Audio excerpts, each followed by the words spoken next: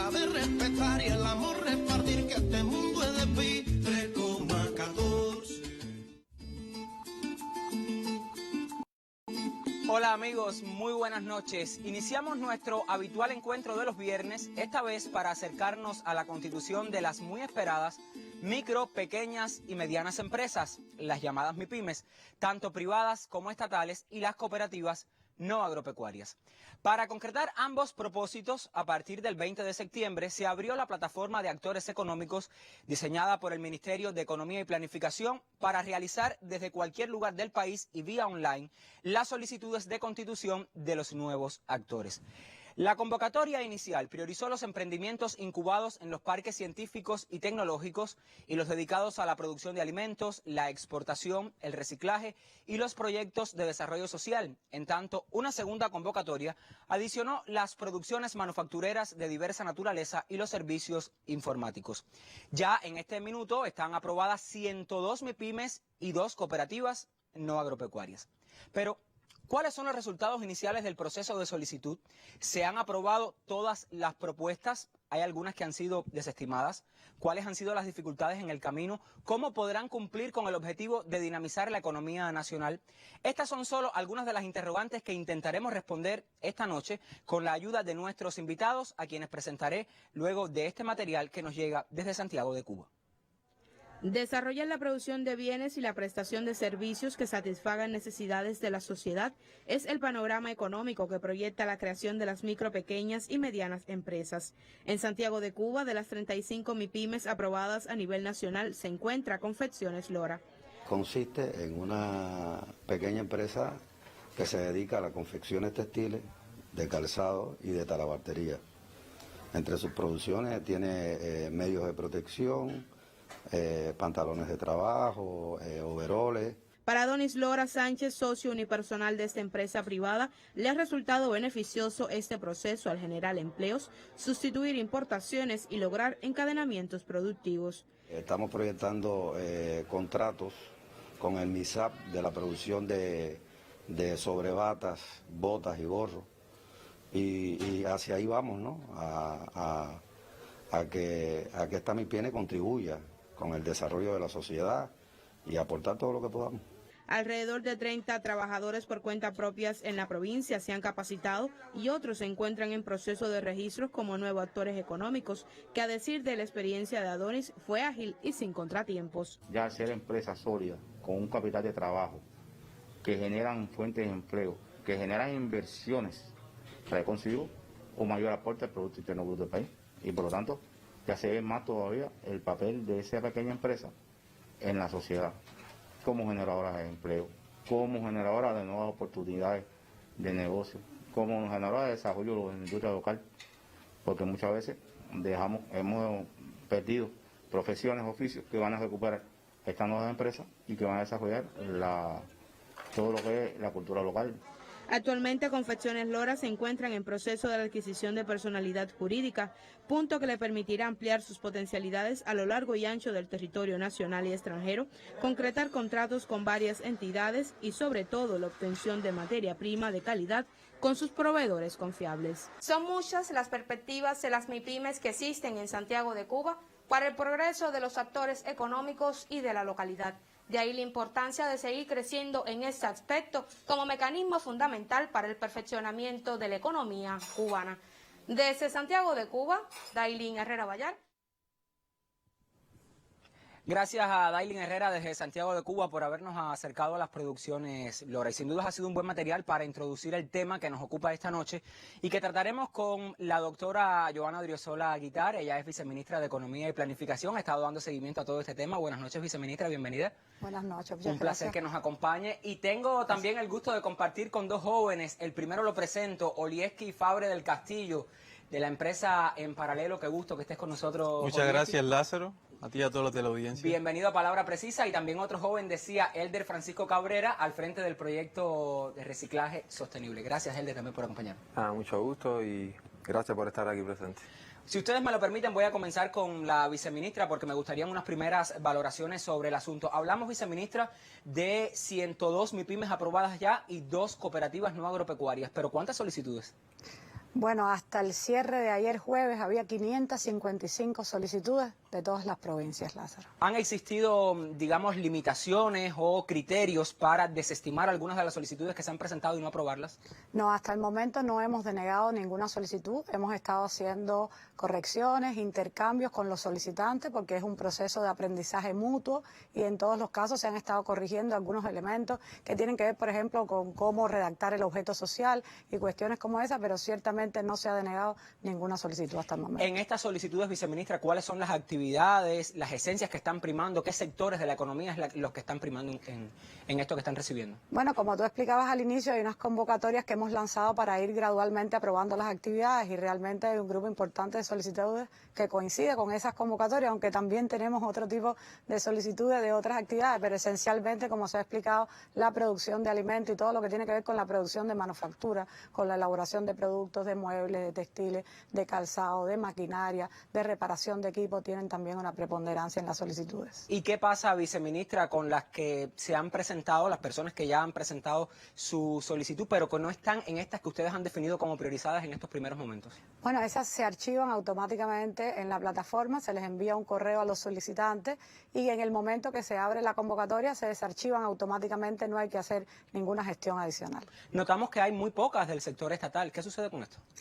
Ciertamente es una realidad distinta la que se parte de las pymes privadas y las pymes estatales. Nosotros tenemos hoy casi 2.000 empresas estatales en el país y no teníamos ninguna persona jurídica en términos de empresa privada en el país. Por tanto, se parte de realidades diferentes que no son comparables. A eso hay que sumar que siempre evaluamos que la fuente fundamental de estas pymes privadas era los trabajadores por cuenta propia y hoy tenemos más de 602.000 en el país. Por tanto, para nosotros no es un problema esa diferencia, en tanto realmente hay cuestiones que son totalmente diferentes.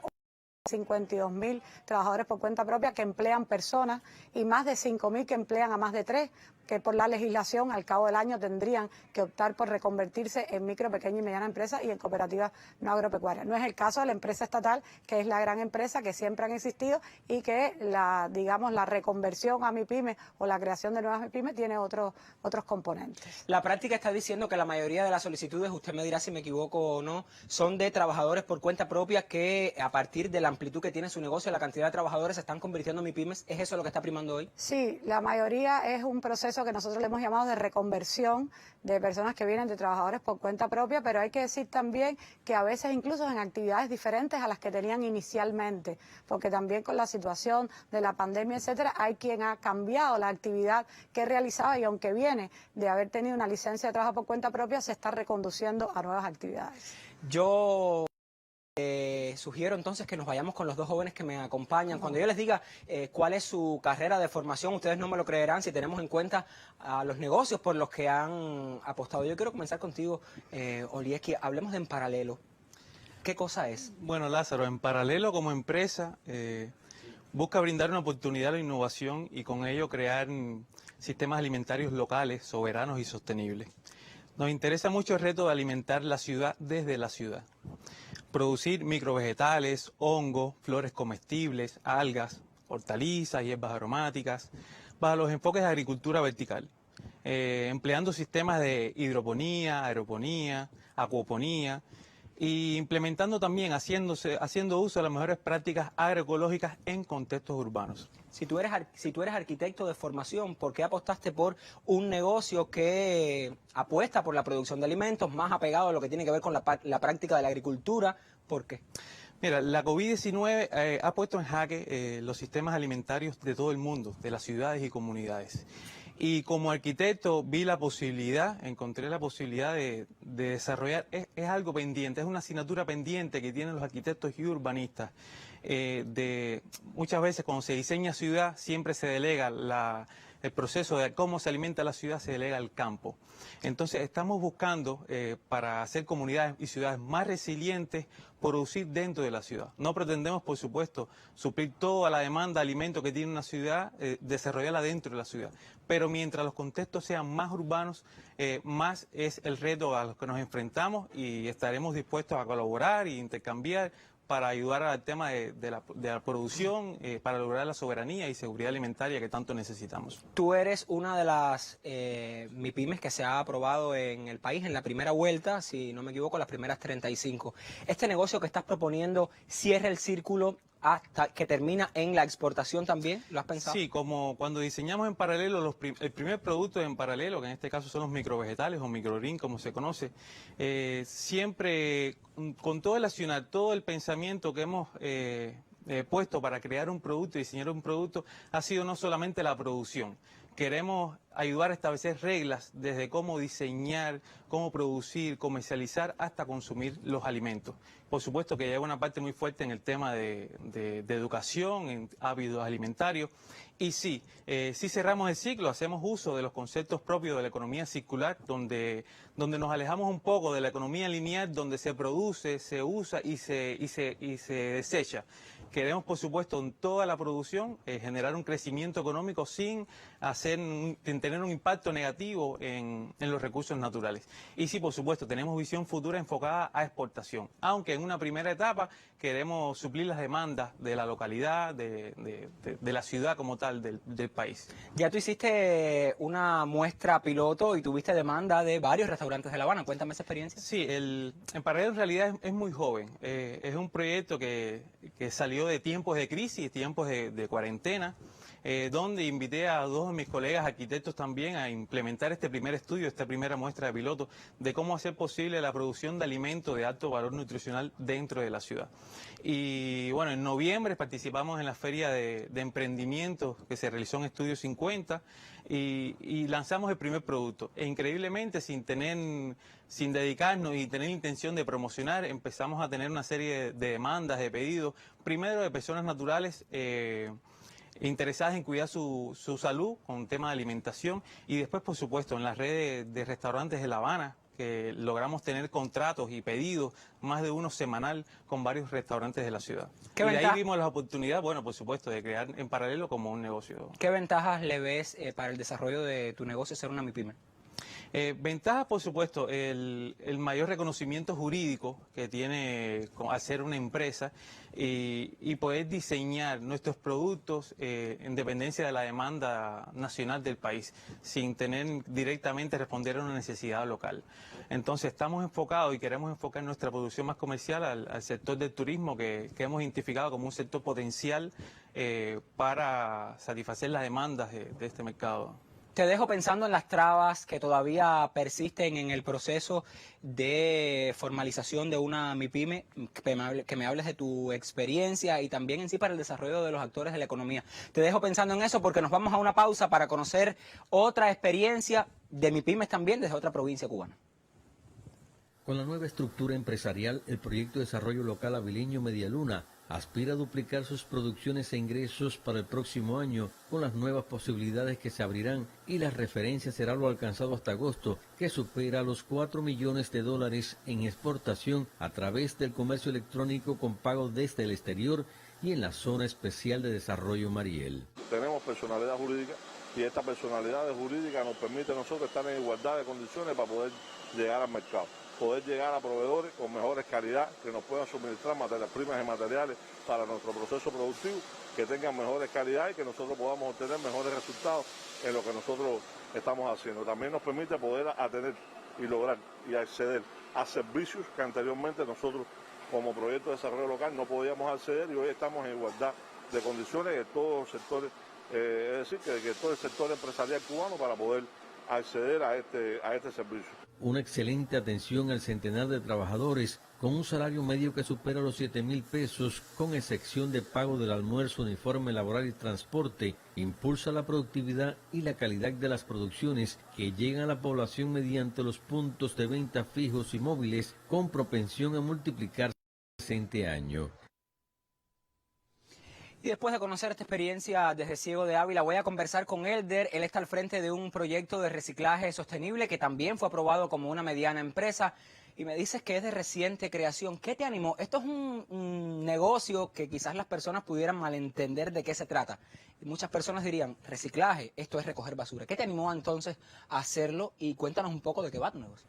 Bueno, la principal motivación para realizar este negocio fue producto a una telenovela cubana donde hablaba sobre este ambiente de la recogida de basura y sus factores y su principal importancia que tiene en la sociedad.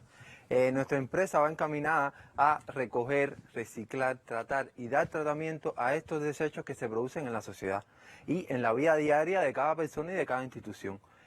Nuestra empresa tiene como principal objetivo clasificar y dar comercio a estos materiales que se van a clasificar de diferentes tipos, como son la madera, el plástico, el vidrio, el aluminio, que son materiales que necesita y demanda una sociedad sostenible.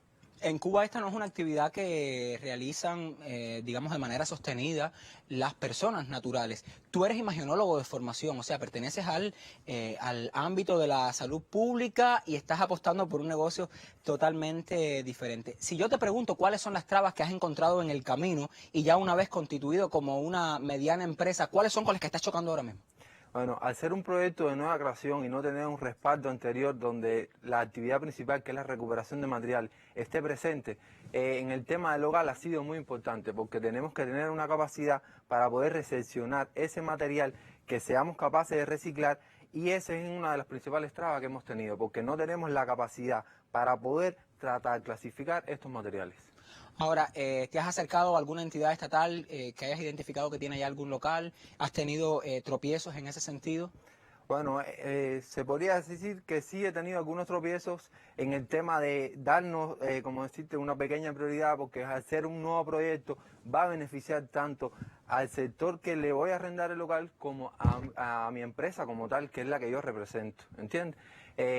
Pero por lo otro ha sido lo más principal posible entre lo que es el tema de la solicitud, todo ha ido de lo mejor. ¿Y fue expedito desde que presentaste la solicitud hasta que se te aprobó la mediana empresa? ¿No pasaron unos 15 días? No, ha sido un proceso totalmente digitalizado, un proceso que ha sido rápido, que siempre hemos tenido un apoyo a la hora de crear ese proyecto y todo ha sido de lo mejor posible. ¿Dónde obtendrás lo que necesitas para que tu proyecto avance? Si estamos hablando de reciclaje, ya has identificado quizás algunos nichos, algunos negocios, quizás encadenarte con otras empresas que produzcan y que estos artículos de desechos te sirvan para tu negocio. ¿Ya lo has identificado? Sí, se hizo un estudio donde buscar la manera de lograr estos residuos de forma... Un estudio donde se logró la mayor capacidad de cuáles son los locales o los negocios que generan mayores residuos para poder tener un flujo constante de esta mercancía, que al final del cabo repercute en que la empresa va a tener siempre su materia prima para poder ser sostenible y estar siempre de acuerdo a lo que necesitamos y a lo que demandamos en sí. Y siempre en busca de estos pequeños negocios que al final son la base para lograr que el negocio sea lo mejor posible. Oliski, ¿cuáles han sido las trabas que tú has encontrado en el proceso de la Constitución como para echarlo a andar? Bueno, la Constitución ha sido en realidad muy expedito. La labor que ha hecho MED, hay que reconocerlo, de conjunto con otros actores, para el proceso, para crear la plataforma, una plataforma que como explicabas, es una plataforma online que registra y supervisa todo el proceso. Uno puede tener en todo momento por dónde va su proceso, ha sido en realidad muy expedita. El 29 de septiembre, el 20 de septiembre se puso en práctica, el 29 de septiembre ya se aprobaron las primeras 35 MIPYME. Y nada, hasta ahora todo el proceso ha sido, como te decía, muy expedito, muy rápido. Y esperemos que en el futuro todo siga caminando como hasta ahora va. Ahora, tú antes tenías un proyecto de desarrollo local, ahora eres una MIPYME. No, ¿cómo entronca una cosa con la otra? ¿Se elimina el proyecto de desarrollo local? No, en paralelo en realidad tenemos la dualidad de que vamos a mantener MIPYME en paralelo como una empresa privada, coordinando un proyecto de desarrollo local. Desde hace unos meses anteriores se venía coordinando con las autoridades locales la creación de En Paralelo y su aprobación como proyecto de desarrollo local, y no fue hasta mediados de septiembre, casi a la misma vez de iniciar el proceso de creación de MIPYME, que se aprobaron. Entonces, nada, nuestro interés es mantener el proyecto de desarrollo local que para satisfacer demandas que tiene nuestra localidad, porque de ahí viene nuestro grado como empresa En Paralelo, nuestro grado de responsabilidad social con la comunidad, junto con las autoridades locales, que hemos tenido el mejor apoyo posible de todas las autoridades del municipio y su oficina de gestión integral, que por suerte su directora es arquitecta como yo y entendemos también cómo se pone en práctica en el territorio este tipo de proyectos. Y nuestro objetivo sí es apoyar al autoabastecimiento municipal en temas de alimentación, ayudar a implementar la estrategia de desarrollo territorial y como empresa enfocarnos más al tema comercial fuera del territorio municipal de la ciudad a otras provincias y por supuesto enfocado en la exportación. Vinculas también una parte social y tiene que ver con el sistema de atención a la familia, si me lo comentas. El proyecto de desarrollo local, nuestra población meta está dirigida a una parte fuerte al sistema, a las personas de la tercera edad. ¿Por qué? Sabemos que, bueno, de cara al 2050 el mundo va a aumentar, las poblaciones van a crecer, poblaciones que son cada vez más urbanas, más del 50% de la población actualmente en el mundo es urbana. Y en Cuba sabemos que más del 70% de la población es urbana. Pero ¿qué pasa con la tercera edad? Que se prevé un crecimiento de las personas de mayores de 60 años y más. Y si analizamos que más del 80% de las personas que tienen 60 años y más padecen alguna enfermedad crónica relacionada muchas veces con hábitos alimentarios, este es uno de los sectores que queremos nosotros empoderar. Empoderar porque no queremos que nuestras producciones, por supuesto, por su alto valor nutricional, las que hemos estudiado, no queremos entregárselas a los sistemas de alimentación, de asistencia de la familia, del municipio, sino queremos empoderar de que de alguna manera este sector de la sociedad se sienta útil una vez más e intercambiar apoyo de actividades de producción, reciclaje y demás a un cambio. Ese beneficio que le damos es el beneficio de las producciones. Ahora, viceministra, me queda poco tiempo, pero muchas preguntas y no quisiera que usted se fuera de este escenario, de esta sala, antes de satisfacer algunas de nuestras dudas. ¿Estas convocatorias serán ilimitadas o llegará un momento en que diremos hasta aquí las MIPYMES en Cuba, al menos en el proceso de elaboración, de conformación y de aprobación? No, estas convocatorias serán ilimitadas. La creación de actores es un proceso permanente. Estamos ciertamente en el inicio y eso demanda o eso promueve un pico, pero ciertamente la creación de cualquiera de los actores previstos en la legislación es algo que se mantendrá permanentemente. ¿Hay que vivir en Cuba para solicitar la aprobación de una MIPYME? Sí, uno de los requisitos para solicitar, para ser socio de una MIPYME es tener residencia permanente en nuestro país. ¿Qué diferencia una MIPYME de un trabajador por cuenta propia que tenga uno o dos trabajadores contratados? La esencia es que en el trabajo por cuenta propia estamos en presencia de una persona física o natural, mientras que en una MIPYME hay una entidad, hay una persona jurídica que tiene separados los patrimonio y que legalmente tiene una serie de ventajas en el tráfico económico y jurídico para poder hacer sus contratos y su actividad. Ahora, cuando se produce una crisis económica en un país, uno ve que entre las primeras víctimas están las MIPYMES. Los gobiernos salen a salvar a las grandes empresas y estas quedan a su suerte, muchas terminan cerrando. Me llama la atención que las MIPYMES que han surgido en Cuba o han surgido en Cuba en estos momentos en el que el país enfrenta una crisis económica aguda, tanto por el recrudecimiento del bloqueo como por el impacto de la COVID-19. ¿Cómo interpretar esta diferencia? Realmente, en el caso nuestro, como se decía al inicio, es un proceso que se venía trabajando. Como expresé también, a raíz de la COVID ha habido una reorientación de algunos negocios y llevábamos un tiempo trabajando la posibilidad de perfeccionar el trabajo por cuenta propia, porque al no existir otras modalidades de propiedad privada, realmente fue tomando unos matices que no estaban acorde a lo que es realmente un autónomo, un trabajador por cuenta propia. Y desde hace un tiempo, por supuesto, había un reclamo de convertirse en personas jurídicas, ya fuera en MIPYME o en cooperativas no agropecuarias, este emprendimiento que emplea a varias personas. Algunas personas, algunos expertos también del ámbito de la economía, consideran que la aprobación de las MIPYMES llegó un momento un tanto tardío. ¿Cuál es su opinión?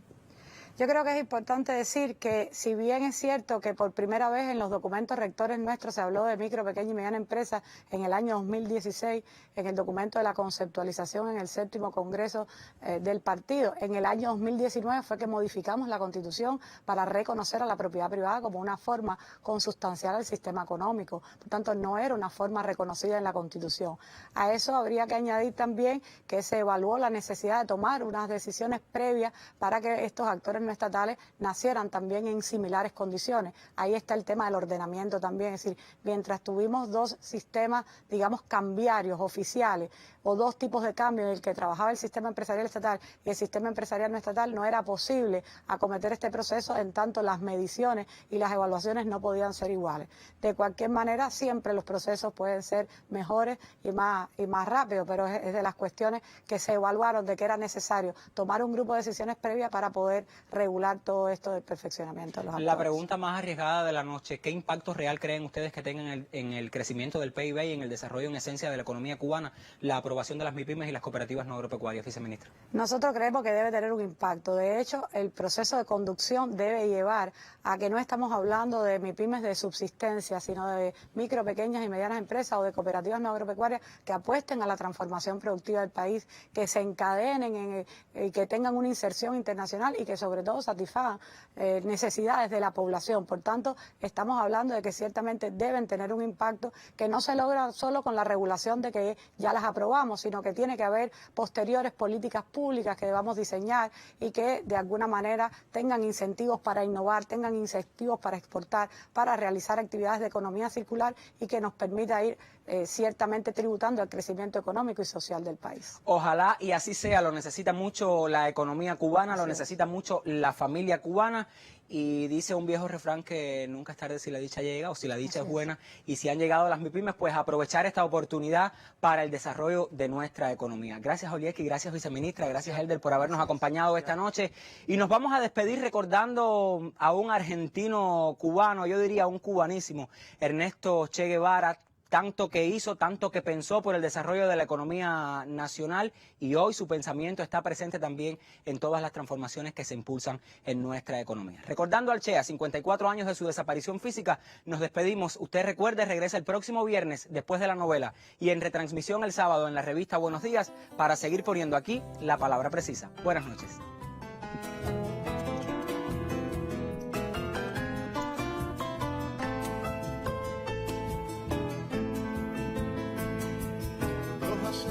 Que América alumbró, limpia baja de la higuera, la sangre de flor de escuela de tu voz, humana que muda en muerte más se alzó. Verde Cristo del olivo de la sierra, oración del oprimido, disparos de comunismo que se acuerdan del olvido de los pobres de la tierra. Guevara, Guevara libre, Guevara entero, Guevara piel de guerrilla, Guevara quimera en vuelo, Guevara carne de ejemplo, mano de oro.